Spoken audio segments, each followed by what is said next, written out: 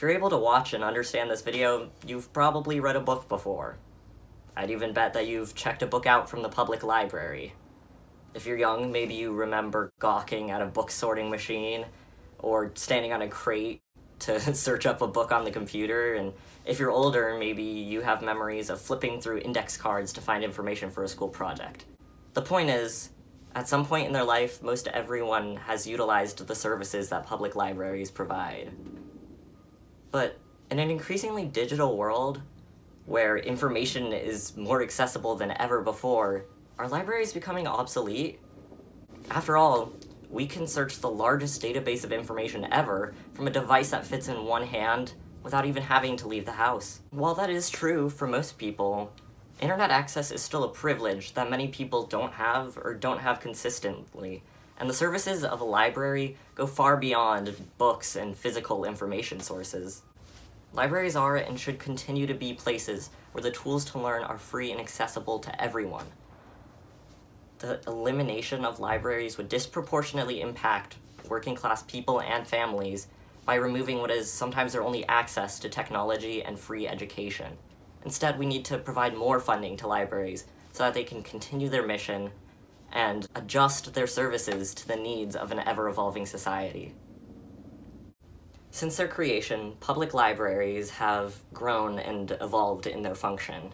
They began just as places where anyone could borrow and read books, which on its own was monumental for the time. By the 1920s, libraries had come to be known as education centers for the general public, and post-World War II is when libraries began to not just house academic discussions, but lead them as well. This was a monumental shift, where people began to view libraries as community spaces, and the libraries leaned into this new role by launching projects to increase literacy, get people to vote, and foster important discussions, among other things. When the invention of computers became a new way to access information, libraries embraced them and set up spaces where anyone could use a computer for free. Public libraries have lasted for hundreds of years through rapid progression of our society because they have changed with it. But the core idea behind their existence has stayed the same. As the New York Public Library described it in 1948, libraries are an institution of education for democratic living. This idea of modern libraries as a place where education and community are harbored for the good of our society is no better represented than in this picture of a library event schedule from Orland Park, Illinois. We see numerous storybook readings with different themes aimed at young kids, which is something you might expect, but these are far from the only events on here. For instance, classes in Microsoft Excel offer to teach important computer skills to people of all ages. Events are dedicated to music, cinema, Pilates, cooking, arts and crafts, and even canine obedience. All of these are free to attend and exist solely for the purpose of getting people engaged in something new, whether it is discussion about an interesting book or film, or just a new hobby. It may feel far removed from the original lending library that Benjamin Franklin founded, but in ideals they're really not so different. It's about making access to education outside of traditional schooling free for the benefit of the whole society. A library event I participated in a lot when I was younger was the readathons that the library had, which you would just read a bunch of books and they'd give you prizes, which I thought was really fun. Beyond the special events and classes offered, the principal books, quiet study spaces, and newer computer labs found in libraries are vital to a lot of people. A survey found that 22% of those using library computers were using it as their only source of internet. Those without internet or even electricity rely on libraries to complete schoolwork, check their email, or apply for jobs. Those who live in noisy households go to the library so that they can focus and study.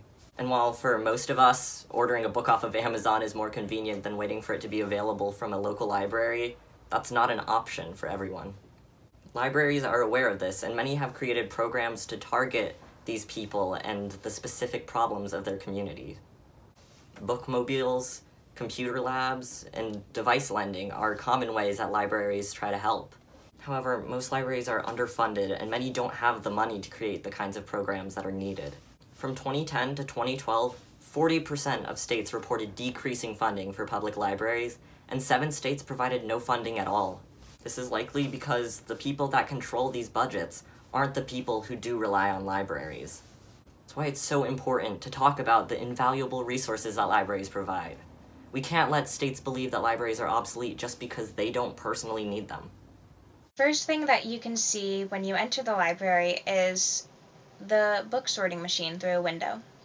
When I was little, I would always stand on my tippy toes and look through the window, and apparently I was not the only person who enjoyed watching this machine, because a few years later, a few steps were installed in front of that window. There was a sign put on the window as well that named the machine the Bookie Monster. And you can go into the library and see little children looking through the window in awe at the wonder that is the Bookie Monster. It makes me very happy to be able to see other kids discovering their love for the library. Okay, I need to address the elephant in the room. No, not that elephant. This elephant. E-books. In an article published on the website TechCrunch, the author argues that because of the rise of e-books, libraries have just become study spaces that provide technology and the occasional class or event. They believe there's simply no purpose for libraries anymore since these services could be provided elsewhere, and no one borrows books anymore because of e-books.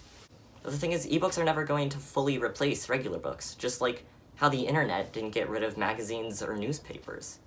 I think there's room for both, and research seems to agree with me. A study from the Pew Research Center found that readers greatly preferred physical books over ebooks when reading to a child or sharing a book with someone else, preferred the two about equally when reading in bed, and preferred ebooks over regular books when reading on their commute, looking for a wide selection, or needing to get a book quickly. If you can't tell from my backdrop, I prefer paper books.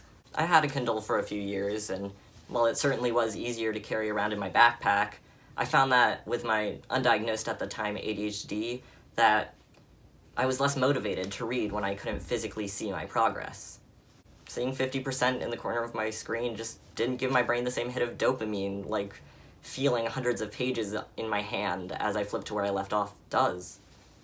I also, however, understand that many e-reading devices allow the reader to change the font size, text color, and even the page color in order to make reading more dyslexia-friendly, and ebooks are cheaper than even most paperbacks. I'm not here to say which one's better. It's different for each person. My point is that physical books still serve an important function to a lot of people, and libraries are necessary to ensure access to them for everyone.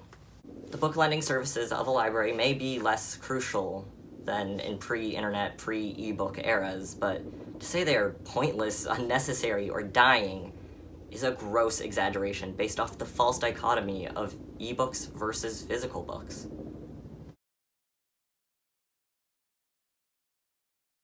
Public libraries in America have evolved and changed a lot since their foundation, and the thing that makes them so indissoluble is their constant devotion to a single core ideal of free education for everyone for the benefit of our democratic society.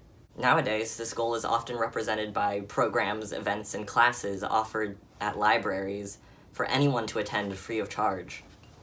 The day-to-day services of libraries are most important to low-income families and people often belonging to marginalized groups who lack access to internet and technology that we often take for granted. Efforts are being made to reach out to these communities and cater library services to their needs, but with the declining funding for public libraries, only so much can be done. This funding decrease comes mainly from a belief that libraries are simply becoming outdated, and while I understand the notion that most people don't need libraries the way that we used to, I don't think that means they no longer offer valuable and unique services. Where else can you go, borrow a book, use a public computer and Wi-Fi, and sit and study for hours, all without being expected to pay a single cent? Public libraries are immensely important resources meant to make information accessible, and we need to give them the funding to let them continue doing this. If the public library dies, it's because by making rash judgments on the role of a concept that is trying to evolve to our needs, we have killed it, not because we no longer need it.